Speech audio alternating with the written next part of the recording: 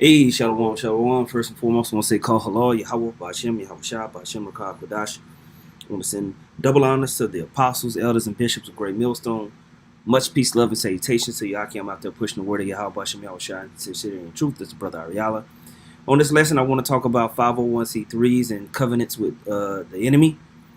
And, this is something that we here at Great Millstone have been talking about ever since we've learned from our apostles, but us that have come through the awakening, and brothers that have history with maybe nonprofit organizations and stuff like that know about some of the pitfalls of combining the state and different businesses and Esau and what they have with this ministry. When you get into the scriptures, it's a revolutionary book, and it's not going to be pleasing to the status quo, and especially what the government and what Esau's got set up. So to link this ministry to something like a 501c3, you basically compromise what you're able to teach. You compromise, the integrity of what this thing is all about. Now, I want to read this scripture, and then I want to play this because Charleston White speaks on this, and he makes some really good points, okay? In the book of Sirach, chapter 20, verse 29, this is in the GNT, it says, "Gifts and bribes make even the wise blind to the truth and prevent them from being honest in their criticism." You see, and when what we noticed when it came to the jab, these organizations that have 501c3s was actually promoting this poison to the people, man, promoting the jab. When it comes to speaking of the name of Yahweh and Yahweh Shah, a lot of these guys that have made contracts with Esau cut that out. They're relegated to following the guidelines behind some of the grants that they get approved for, or the monies that they get, man. Which is why you see a lot of these groups more, inclined to focus on community building, getting women all up in the congregation, instead of just focusing on raising up the elect men of Yahweh Ba'ashem Yahweh Shah. That's not as profitable, right? And so these guys are compromised as they've taken on filthy lucre, okay? But, let me play this. And I noticed one. So he's talking about why he no longer would be a part of, community outreach programs and stuff like that, because he was heavy. He's from Fort Worth, Texas. All right. And he's very, very big in community, doing a lot of stuff, not just in Fort Worth and in Texas, but actually around the states. And so he's talking about one thing that they were trying to do as far as keeping juveniles from getting life sentences in prison. And this is what he says. Let me turn it up. Once we went back home, let me just say this.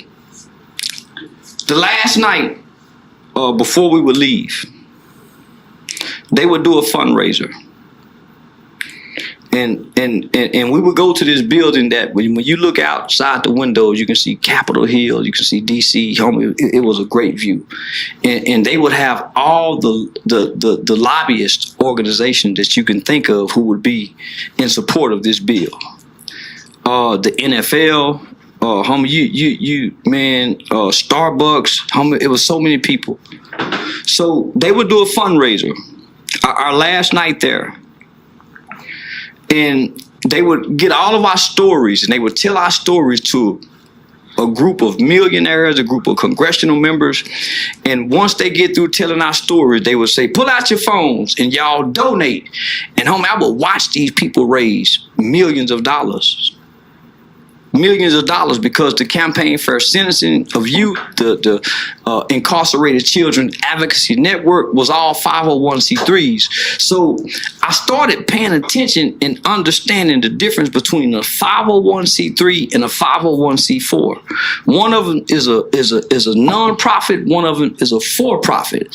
And so I started noticing that when we go to Washington, D.C. every year, homie, when it's time to fly back home, they done raised all this money, but they're not helping us with our little small organizations back home.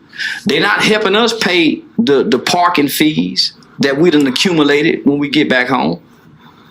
So we done spent a week up here, homie. So some people struggling to pay their phone bill. So I noticed they wasn't helping to empower and equip us to be better community leaders when we got back home. It was all for us to come up here and they raise money to pay their salaries, to pay their lights. Off your story, off your back. Yeah, homie. And they get the recognition. These are their careers.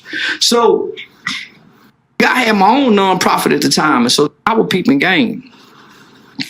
And so this one particular time, I was coming back from Washington, D.C., and at the time, there was a guy by the name of Bart LeBeau. Bart LeBeau was the executive director of the Annie Casey Foundation. And anybody familiar with the Annie Casey Foundation, they are a 501c4 who gives money to the 501c3s throughout America, based out of Washington, D.C. So you can't get a bigger grant than the Annie Casey Foundation. So, and this goes for a lot of different groups and how they have it set up. They have a larger entity that basically branches out and gives grants to the 501c3s. And just like we've been telling you, you can't just get these grants without following certain guidelines and stipulations. Okay? And and Jake has pretty much sold themselves out to their masters just to get these grants. They won't tell you up front. They'll dance around it, but this is what's going on, man. Our people are wicked. You know, First Maccabees chapter 1, verse 11, you know, this is an account of back in the time of the Greeks where our people were selling out, you know. Verse 11 says, in those days went there out of Israel wicked men who persuaded many, saying, let us go and make a covenant with the heathen that are round about us, for since we departed from them, we have had much sorrow. Right? So this device pleased them well. And just like today, we have wicked people amongst the wicked amongst our people making covenants with the heathen. You know? Verse 13 says, then certain of the people were so forward herein that they went to the king, who gave them license to do after the ordinances of the heathen. See? And that's what Charleston White is explaining. I'm going to let him continue. But our people do this, man. Then and just put the title Israel in the name of their building. But it's full of dead men's bones. At the time, Mr. LeBeau, Bart was the executive director. So his wife was doing she was doing a retreat in Louisiana, like right outside of Baton Rouge. So I flew from DC, went to Baton Rouge and stayed at Bart's house for a couple of days. And Bart is a former member of the Weather Underground. If you're familiar with those people, man, back in the 60s and the 70s.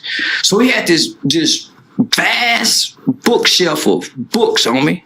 So I was just checking out all these books because I'm fascinated by books. And I saw this one book in particular that's called The Revolution Will Not Be Funded. So I grabbed that book, man, and Bart seen me grab it. And he told me I can have it. And this book that's called The Revolution Will Not Be Funded is written by the Women's Jewish Council. And the book, The Revolution, listen to what he's about to say, will not be funded. It breaks down why, how, that we have nonprofit organizations in America. It's called the nonprofit industrial complex. And so you wonder why so many... That is fascinating. The nonprofit industrial complex. Hold on just one second. So I had to do it. I went to Gronk, right? And I typed in what is the nonprofit industrial complex in a couple of paragraphs. Let me read this. It says the nonprofit industrial complex refers to the intricate relationship between nonprofit organizations, right? Like IUIC, ISUPK, so on and so forth, right? Government entities and corporate interests that often shape the priorities, funding, and activities of the nonprofit sector. It describes a system where nonprofits, originally intended to address social issues and promote justice, can become co-opted or influenced by the very power structures they aim to challenge. Right? So if you're out there preaching, we the Israelites, the so-called Esau's gonna go down. You don't become a part of his system. What you see is what? Oh, let's take the name away and let's just say Christ. Go out there and get that jab. That so-called white man, he's smart. And they're going to get people to take the chip as well. All right? It says this dynamic emerges largely due to the reliance of nonprofits on funding from wealthy donors, corporation, or government grants, which can steer their missions toward maintaining the status quo rather than fostering radical change. Critics argue that this creates a professionalized activism landscape where grassroots movements are sidelined in favor of well-funded organizations that align with elite interests. This is why you see these groups out of nowhere that become upgraded and become polished. The term gained prominence through works like The Revolution Will Not Be Funded, edited by Insight, Women of Color Against Violence, which critiques how the nonprofit industrial complex commodifies social justice efforts. For example, large foundations may prioritize measurable outcomes or apolitical projects such as service provision over systemic reform, limiting the scope of what nonprofits can achieve. This can lead to a cycle where nonprofits compete for funding, moderate their goals to appeal to donors, and avoid confronting the root causes of inequality like capitalism or militarism. While not all nonprofits fall into this trap, the nonprofit industrial complex highlights a tension between survival of a funding dependent world and staying true to transformative ideas. So you think these people that are in these 501c3s are able to stay true to the doctrine of Yahweh Hashem Yahushua? Absolutely not, man. The scriptures tell us not to make these type of deals. Exodus 34:12 says, "Take heed to thyself, lest thou make a covenant with the inhabitants of the land whither thou goest, lest it be for a snare in the midst of thee." See? And that's what's happened. That's what's happened to our people, man. Bar none. They've been snared by taking on these deals, okay? So I'm going to go back. I'm going to let Charleston White continue. I just wanted to pull that real quick. Why? How? That we have nonprofit organizations in America. It's called the nonprofit industrial complex. And so you wonder why so many black people, when they become successful, want a nonprofit. Well, in his book, it breaks down, the Jewish Council breaks down why nonprofits were created in America. Nonprofits were created to hinder and control social movements after the civil rights movement. So that's why your churches are nonprofits, because they are now a controlled movement. So once I read that book, homie, and understood that book, there was no way I can continue trying to help my community with a 501c3. The revolution will not be funded. Why do you think it's so many black people with nonprofits and they rely on funding? A nonprofit is a poor beggar.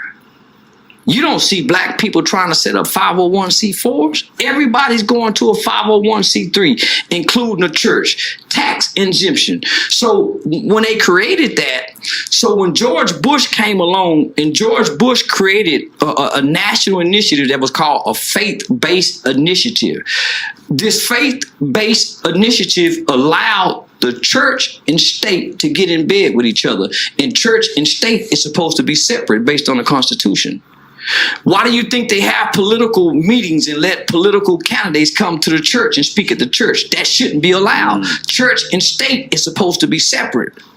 So now all of your black churches are now 501c3s who give tax exemption from the government. They can't even speak against the government. They'll lose their tax exemption status. And this is what we see happening to these so-called Israelites. This same thing.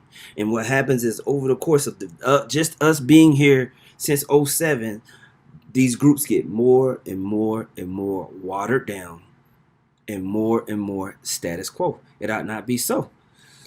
Isaiah 31:1 says, woe to them that go down to Egypt for help and stay on horses and trust in chariots because they are many, and in horsemen because they are very strong, but they look not unto the Holy One of Israel, neither seek the Lord. That's why they take away the name and do all the other stuff that we talked about.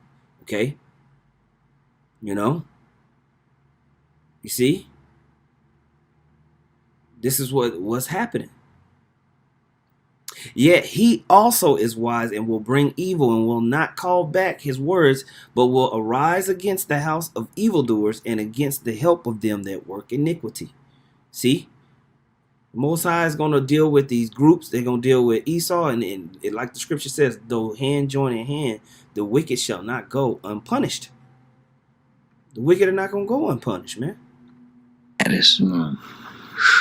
So once I read that book, homie, it changed my whole outlook on, we can't, I don't need no 501c3, so I let my 501c3 go. The revolution will not be funded. So I looked out into the community, homie, and I started shaming the community to try to help me. I'm going to call the police on you, bitch ass, for not. And he making sense too. Okay? And it's funny that this guy who talks down on the Israelites at times is making more sense than people that call themselves the men of the Lord. You know?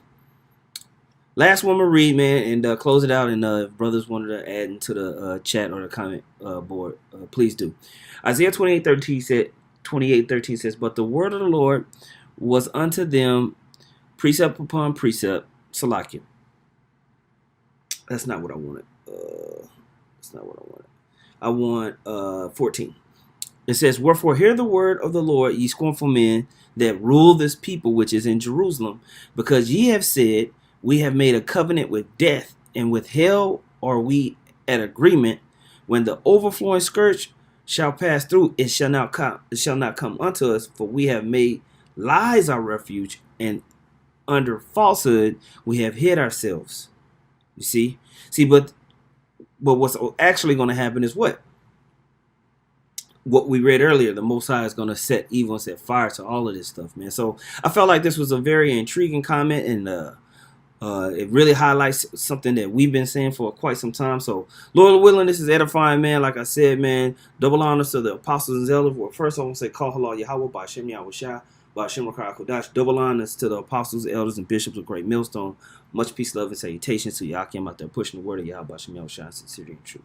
Shalom, man.